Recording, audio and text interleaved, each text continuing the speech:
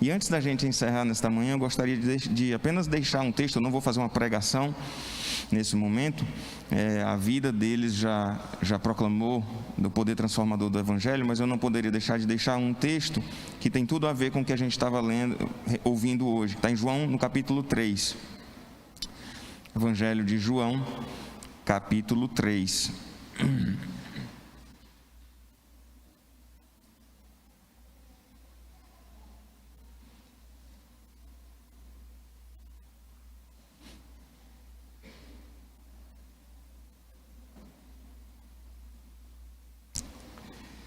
E diz assim, então, a palavra do Senhor.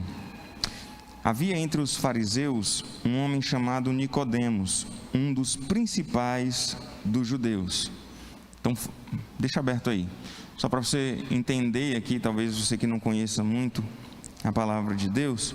Os fariseus eram como se fossem os líderes religiosos do judaísmo da época.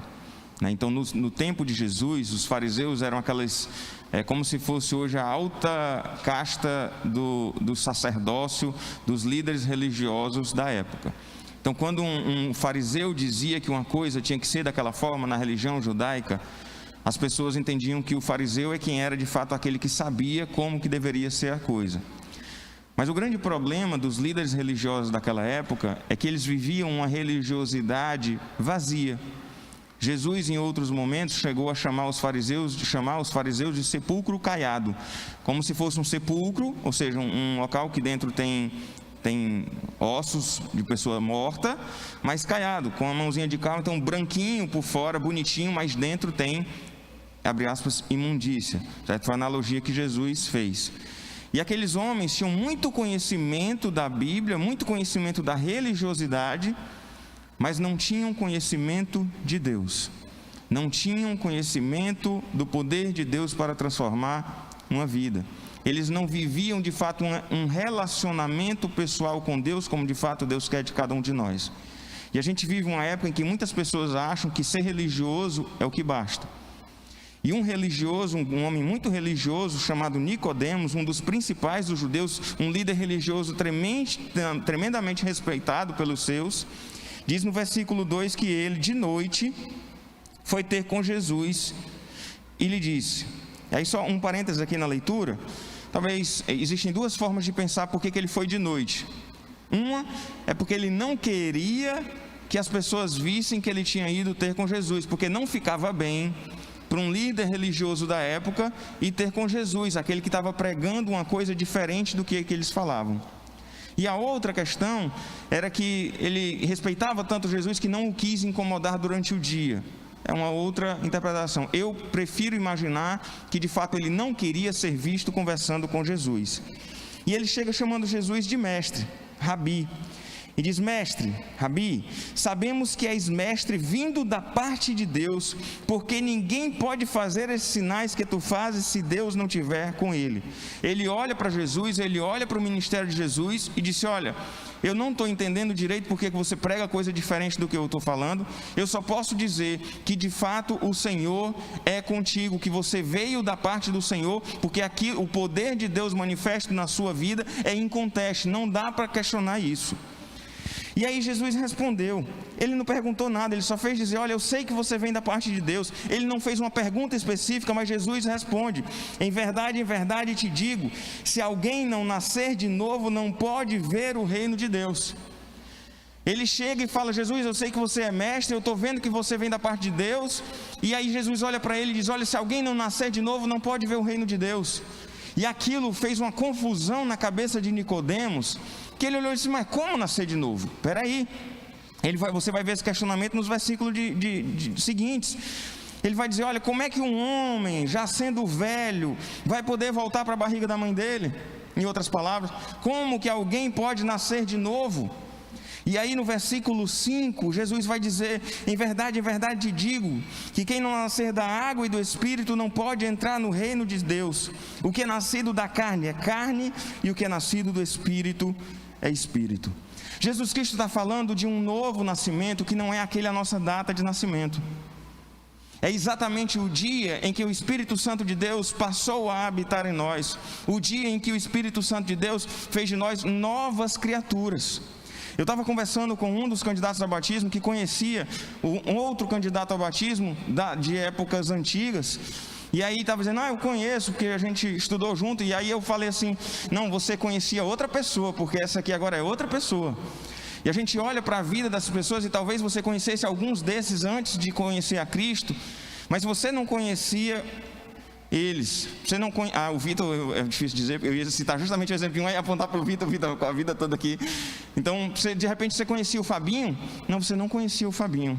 Esse Fabinho aqui não. Você conhecia outro Fabinho. Essa é a nova criatura. A Bíblia fala que as coisas velhas se passaram e tudo se fez novo. E um dia, em dezembro de 2018, nasceu um novo Fabinho. Um dia, no início desse ano, nasceu uma nova Valdiza. Um dia, em algum momento da sua caminhada, nasceu um novo Vitor, um novo Samuca, uma nova Melissa. E essa nova criatura não é fruto do nascimento da carne, mas é fruto de fato da ação do Espírito Santo na vida de cada um de nós. Não adianta eu ser um religioso, não adianta eu conhecer a palavra de Deus, não adianta, como até a Melissa falou, conhecer Deus só de ouvir falar. O que é necessário de fato é entregar a vida nas mãos do Senhor e viver para a sua glória. E nesse dia, o Espírito Santo de Deus faz a obra na nossa vida, nos transforma, nos faz novas criaturas. E a Bíblia nos diz que as coisas velhas se passam e tudo se faz novo. Isso não quer dizer que esses 10 irmãos, e aí desculpa os irmãozinhos da congregação, mas não sei o nome de vocês tudo decorado igual eu sei com os daqui não, tá? Mas os 10 que estão aqui se batizando, eles também terão desafios. Não quer dizer que o novo homem, que a nova mulher, que a nova criatura não vai ter desafios, vai. Mas através da atuação do Espírito Santo de Deus que habita em nós, nós vamos enfrentar as dificuldades, enfrentar os desafios, vendo que crente também erra, como o Fabinho falou. Mas lembrando que o Senhor Jesus Cristo é quem nos dá força, Ele nos purifica de todo pecado, Ele nos perdoa, e aí nós podemos de fato viver para a sua glória. O que nós queremos é de fato que cada um de nós aqui possa entender que um dia existiu o velho nascimento de cada um de nós. Eu nasci no dia 2 de abril de 79, na carne. No espírito, eu nasci em meados de dezembro de 88. Não sei o dia. Só sei que naquela época eu resolvi que ia me batizar e fui batizado no dia 26 de fevereiro de 89. Tem muita gente aqui que não era nascido quando eu fui batizado. Então, eu tenho 2 idades. Uma idade da carne e a outra do dia que de fato eu fui feito nova criatura. E é essa obra que o Espírito Santo de Deus faz na vida da gente. E é disso que Jesus Cristo fala para Nicodemos. E aí ele vai dizer, olha, o que é nascido da carne é carne, o que é nascido do Espírito é Espírito. E ele vai dizer para Nicodemos, não te admires que eu te diga que precisa nascer de novo. E ele diz, olha, o vento sopra onde quer. Ninguém sabe de onde vem nem para onde vai. Assim é aquele que é nascido de Espírito. E Nicodemos ainda não está entendendo, um homem religioso, conhecedor da lei. Ele diz, olha, como pode acontecer isso? Aí Jesus acudiu, tu és mestre em Israel e não compreendes essas coisas? Então, não adianta ter toda a religiosidade se não tiver de fato uma vida transformada pelo Senhor. Que nós possamos de fato olhar para Cristo, olhar para a cruz e ter a convicção de que Ele faz a obra em nossas vidas, Ele nos faz nova criatura, e o que nós temos de fato é com fé entregar e dedicar a nossa vida diante do altar do Senhor. Eis aqui 10 novas criaturas que agora vão hoje à noite publicamente manifestar a sua fé ali através do batismo. Se você já é uma nova criatura, louvado seja o nome do Senhor por isso. Se ainda não passou pelo batismo, te convido a participar pelo próximo. Não sou eu que vou fazer, mas você vai estar aqui e pode participar.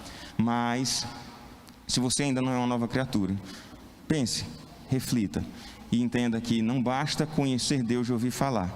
É preciso de fato viver com Ele andar e experimentar essa vida preciosa e maravilhosa de viver com Cristo.